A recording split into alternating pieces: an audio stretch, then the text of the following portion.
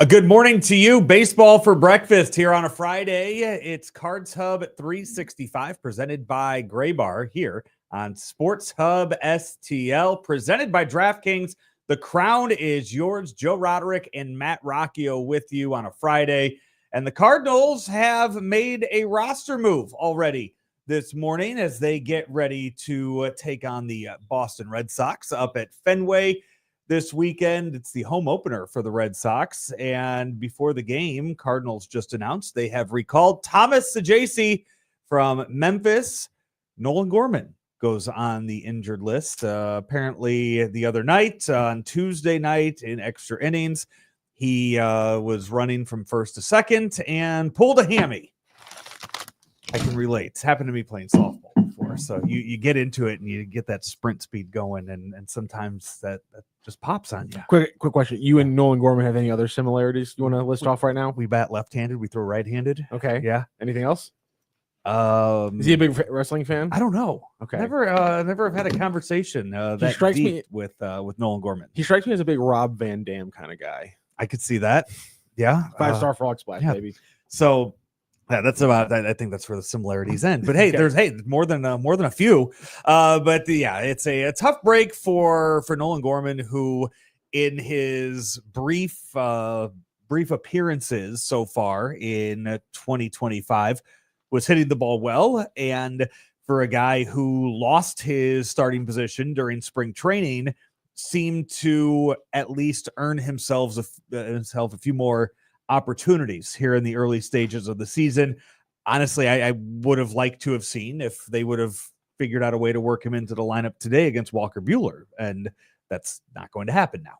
Yeah, it would have made a lot of sense, and I think that was one of the chief complaints that we saw from Cardinals fans early on in this season was not, Nolan Gorman not getting chances off the bench and things like that. And obviously, I would say it's fair to say that we were a little surprised that they did pull the trigger to go with Alec Burleson over him overall after spring training, but I'm happy with it. He's looked good. Only one strikeout in 9 plate appearances to start the season. So everything's been solid with Nolan Gorman. And the one thing you wanted to see from him this season was consistent playing time and consistent success, lowering the strikeout rate, keeping that home run rate consistent. And unfortunately, right out of the gate, we haven't been able to see, about half of those things. We've seen the positives with the rate of how he's hit, as you pointed out, but unfortunately, consistent playing time, consistent success is now being hampered by a lineup crunch that they weren't prepared for. We talked a lot about that in the preseason, and now, unfortunately, an early injury. Yeah, lineups are out for the game today. It is the Red Sox home opener, so an early start time, 2:10 out in Fenway, 1:10 here in St. Louis. So it'll be a early afternoon game. The Cardinals, to no surprise, no surprises in their lineup. Will lead off. Will look like this: Lars Nootbaar in left, Wilson Contreras at first, Brendan Donovan at second, Nolan Arenado at third, Alec Burleson DHs, Ivan Herrera catches, Jordan Walker in right, Victor Scott the second is in center, and Mason Wynn is at short. For the Red Sox, Jarren Duran is in left, Rafael Devers DHs, Alex Bregman at third, Tristan Casas is at first, Trevor Story at short, Wilyer Abreu is in right, Christian Campbell at second, Carlos Navarez is behind the plate, and Cedadine Rafaela is in center field for the Red Sox. Schaefer and I I butchered a few of those names on the Red Sox lineup, I think. But Schaefer and I yesterday in the show were talking about this series in Boston and the issues of playing in Fenway and what that could mean to a defensive alignment here with the Cardinals. Because what are you looking at? How did you pronounce their center fielder batting ninth? Cedadine Rafaela. It's Sedane. Sedane? It's Sedane, essentially. Okay. It's spelled Ceddannne. Yeah. And it's apparently pronounced Sedane. Yeah. No one's gonna get you for that one. Okay, good. But we were talking about just the construction of the outfield in Fenway and some of the things the Cardinals could do. Obviously, they did absolutely nothing that we had talked about, but with all of the efforts being put into Jordan Walker being an everyday right fielder and being out there for the first 7-8 innings of every single game this year for them, we were talking about what do you do in the spacious right field, and with the green monster out there, you don't need a superb left fielder in left field at Fenway. You don't need a defensive center or outfielder like a Lars Nootbaar in left. Like, do you put Walker over there and just kind of deal with it for 3 days? One of my suggestions was maybe you DH Walker for a few of these games and have Alec Burleson play the outfield, and then put Nootbaar in right, and put Nootbaar in right, and put Burleson in left. That's exactly what I was thinking. And some of those, one of the ones was you put Donovan in left, you put Nootbaar in right, and you have Gorman play second. But obviously Gorman hurt. That's not going to happen now. So all of those ideas, and yet we just get it straight up regular. They're going with the regular 9 today. For that. So we'll see how that plays out. And we'll also see maybe how early they go to a Siani in some of these games with the spacious outfield in Fenway. I would expect it to be early because the factor of Jordan Walker in that right field is a little worrisome. And I don't know if so much more. I mean, I would risky. And you're going better. You have Victor Scott in center who covers a lot of ground. He does. So do you just shade him over a little more? And I guess that's kind of, if we're talking specifically just about the Red Sox, it is kind of like that right center field blend where a lot of trouble can happen for right fielders. So if you literally just tell Walker, you don't after 50 feet from where everything breaks off in right center field, stop running at about 50 feet from that break out there in right center field. That's not your area. Let Victor get there and let him deal with all the crap. At the same time, Victor Scott obviously can cover a lot of ground, but it's also a weird park for him to be judging angles and making jumps. And so I think that's, you combining those factors, it's also not the easiest place for him just to cover more ground. It's not like it's San Diego where it's just go cover a lot more ground. It's go cover a lot more ground, but there's a lot of weird angles that you're going to have to play into. And that's something that Victor Scott doesn't have a lot of experience with. And it's an early season. So maybe you're not trying to mess with anything that you've built up in that. If it was a late season game, maybe it's something different, but you are 6 games into the season. So I think it's an issue of, hey, we're just going to keep playing it. We're going to play it straight up. We're going to see how it goes today. And do you like just the roll the ball out there mentality? I know that's oversimplifying it, but do you like that they're doing that, or do you think they should be a little bit more, I don't know, maybe specialized? Because I think this roster is built for specialization. Yes, but also we haven't seen, right now we haven't seen any need for the specialization. I mean, the specialization today, again, my thinking going into this, knowing now that Gorman is out for 10 days, my thinking going into this is not to change any of the 1 through 9 as far as the order goes. This was purely just a defensive idea that I was kind of throwing out there as far as what to do with, that just the dynamic, just the angles, just the layout of Fenway and what you do, knowing what we and what we have. And this also kind of played into the bet that Schaefer and I didn't make going into the season. That this, all him. I was ready to pull the trigger on it, and I don't know if the Gorman injury changes any of that as far as my mindset goes with that. But I was ready to pull the trigger on the bet of Lars Nootbaar starting in center field. I'm surprised. I'm shocked. In one of the first, I said the first 4 series. So you got and I tried to talk him into accepting the bet by saying, I'll give you the first 2. I'll give you the first 6 home games, and he still wouldn't take it. You would have lost some. I would have. That'd been funny. Yeah, and he did not take that bet, and I don't know how this changes it. But again, if you're just going pure defense today, and I do think that the precedent has been set here at Sports Hub STL. We can't just bet money. Like, you got to put something on. You got to put something on the line. If you think I'm putting my hair up, I'm not saying you should put your hair up. Do not put your hair up. No, I will never put my hair up. No. I agree with that one. But I'm just saying is that the precedent has been set here by Thomas Welch on the Blue Sides.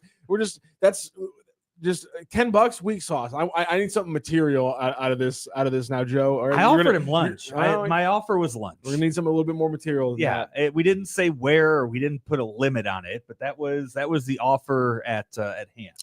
I'm as you tweeted out yesterday, trying to get some kind of wrestler involved in the hair wrestler. shaving. Brutus the Barber Beefcake. I'm the only wrestler synonymous with cutting hair. I have one era of wrestling, and he wasn't involved in it. I'm sorry. My point is that there's got to be some humiliation involved in these things. So I'll make a wager with you right now on Lars Nootbaar's center field participation. We just got to make it juicy. Right. That's all I'm saying. Well, it's now that I've seen 6 games play out, I don't know how comfortable I am with making such a bet here. I mean, if Victor Scott just goes into just bottoms out at the plate, I think we'd probably see it pretty fast. Oh yeah, but him 6 games in, him not ready sustaining to himself make that at the moment. Hey, this is Cards Hub 365 presented by Gray Bar. Are you still suffering from supply chain issues and they're disrupting your operations? Have no fear, because Gray Bar has you covered, and you can rely on their nationwide logistics network to get what you need, where they need, when they need to get there, all within budget. Gray Bar, a trusted and leading North American distributor of electrical communications, data networking, and industrial products. Here's what you need to do. Visit graybar.com to start an order today. That's graybar.com, and fix those supply chain issues with Gray Bar, your distributor for electrical and datacom needs. If you missed it here in the beginning, Cardinal lineups are out. Nootbaar, Contreras, Donovan, Arenado, Burleson, Herrera, Walker, Scott II, and Wynn, all in their regular positions as the YouTube chat chimes in. I was too looking forward to seeing Gorman at Fenway. He had a huge series there in 2023. And I think with all we've talked about defensively, I do think that you would have seen him get a chance out there, and maybe that's where you would have seen Donovan left and Nootbaar and right, and you would have loaded up on the lefties today against Walker Buehler. I would have liked to see that. I think there's a really good chance that Jordan Walker would have maybe, like you said, been DHing and changing things around like that. I would have loved to see it. Unfortunately, that's just one thing we're just not going to see right now at the start of the season is a consistent amount of at-bats from Nolan Gorman. And the fact that the Cardinals, I'm not going to say they're okay with it, obviously, but the fact that they made that decision right off the bat and decided to, pull back some of those at-bats just because of how the roster construction was going to work to start the season, I'm surprised, but this is unfortunately what happens. Very little surprised with the history of Cardinals against Walker Buehler going into the game today. Arenado, 31 at-bats in his career against Walker Buehler, hitting 194 in his career, 2 home runs. And Contreras, 12 at-bats in his career with 1 home run, hitting 250 against Walker Buehler, and that's it. Those are the only 2 Cardinals that have faced Walker Buehler in his career. Really? Yeah, it's kind of insane. Actually. I know. I thought when you started off talking that, like you're like, it's crazy. All the Cardinals have bad averages against Walker Buehler, and I was gonna be like, I don't know why 194 and 250. You. So I mean, you're 2 guys in, and neither one has a great average against that him. man pitched 131 games for the Dodgers and never against the Cardinals, essentially. Or a lot against Cardinals. the Rockies. Or you're looking a lot against the Rockies there, but I would say in the last couple of years, he just hasn't really pitched against the Cardinals. I mean, honestly, looking at those numbers, it probably was Cubs and Rockies numbers. There's also just like no Cardinals from 18 and 19 left on the roster, I guess. I just haven't really think of it that way. Yeah. That's so nuts. Chat's coming in. Just it's just disappointment and sadness of the Gorman on the IL for 10 days. We'll see how it plays out. He's eligible to come off April 12th against the Phillies. Well, let's turn it around. I'm excited to see what Thomas Saggese has. Obviously, I don't think you see him much. Oh. I really don't. I think if we're talking here. If we went into the season with a 10-man rotation for the starting 9, I would like to see more Luken Baker now. I wonder if he has earned himself a few more at bats. I don't think he's worked his way into that. I do think, Luken Baker will 100% start on Sunday when they face a lefty, but I don't know how many other at bats Luken Baker gets. And Luken Baker, there's only one spot in the field he can play. So it doesn't give you the flexibility of being able to move guys around like like you had when Gorman would go into second. You could move Donovan wherever he would have to go. Could we potentially see Saggese because of the pinch and the just lack of success from a guy like Mason Wynn at the plate? Could we see something in a very particular situation where they say, let's maybe just get somebody else here who's got a different look, and maybe we can. And if the game gets extended, we're not completely lost. I think right now it's a confidence thing. I think we saw because of what we saw on Monday. I do not think that Mason Wynn has any planned days off coming up anytime soon. And I would agree with that. So we'll see how it plays out. A lot of early games today, so check out the Pick Six app, the DraftKings Pick Six app, and see what you like on there for some of the afternoon games. A few teams with their home openers today, just like the Red Sox have theirs. I know the Pirates and the Cubs both have their home openers later today. A few other teams on that list as well. So jump into the DraftKings Pick Six app and see what you like around Major League Baseball today as far as the Cardinals and Red Sox go. I'm going to go ahead and see if I can get Nolan Arenado for less on hits. Ooh, considering his 132 194 against 194 2 home runs though. Buehler. 2 home runs. I can get less for Nolan Arenado on hits, runs, and RBIs 1.5. I'm gonna take that. You can do the same, or you can go against Rocchio and that's usually a smart play. Hope for a good game out of Nolan Arenado. Download the DraftKings Pick Six app now and use code STL Sports. That's code STL Sports for new customers to play $5. Get $50 in Pick Six credits.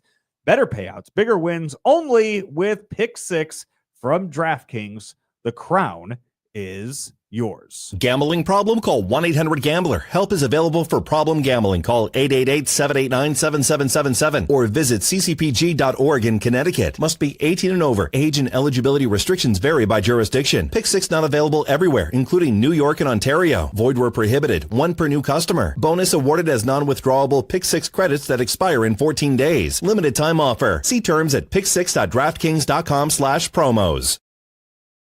Early game today, 1:10 start time out in Boston, and we will have the post game for you, Ryan Fagan and I, on the post game show today. Later on this afternoon. So make sure you like and subscribe to us here on YouTube and get those notifications when they come in. We will have more on the Saggese and Gorman injury coming up with the Randy Carricker show featuring Brooke Grimsley, Bernie Nicholas on that show today as well. Speaking of the morning show, do you want to weigh in on an argument we were having that has been brought into the Cards Hub chat? Chad Harrington says, never trust anyone who considers a burger a sandwich. Is a burger a kind of sandwich? Absolutely, 100% Thank you very much. is a sandwich. It's right there on the menu. You find it on menus in the sandwich section. Off. So 100% that is a sandwich. He's Matt Rocchio leaving the screen. I'm Joe Roderick. We will talk to you next time here on Cards Hub 365, presented by Gray Bar.